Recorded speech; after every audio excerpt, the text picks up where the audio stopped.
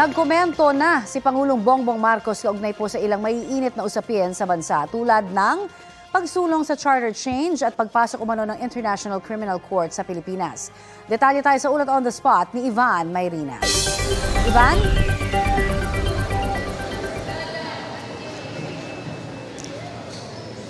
Connie, Rafi, nagsalita na nga ang Pangulo tungkol sa mga napapaulat na pagpirma sa People's Initiative kapalit ng pera o di kay ayuda mula sa DSWD.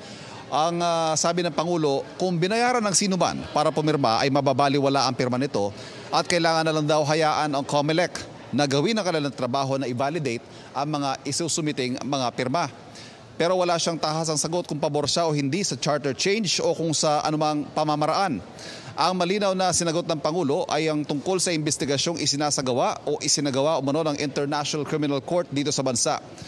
Muli ginit ng Pangulo na hindi kinikilala ng Pilipinas ang jurisdiction ng ICC sa atin at nakikita niya banta sa soberanya ng bansa ang investigasyong ito ng ICC.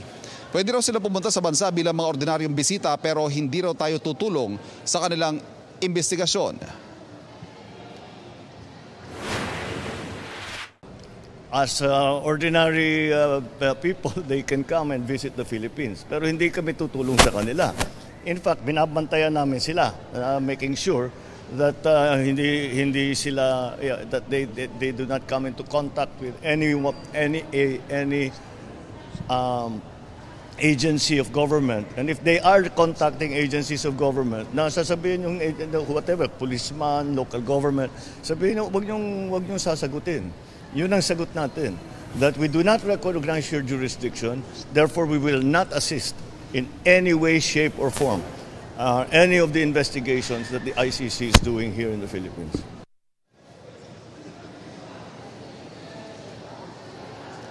Samantala, Rafi, Connie, formal nang inalunsad ng Lung Center of the Philippines at ng National Kidney and Transplant Institute ang lung transplant program, ang kauna-unahang lung transplant program sa bansa.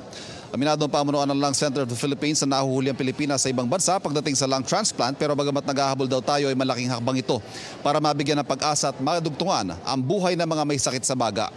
Ang paglulunsad ng programa ay sinabay sa ika-42 araw ng pagkakatatag ng Lung Center of the Philippines, January 23, 1982, sa panahon ni Nooy Pangulong Ferdinand Marcos Sr.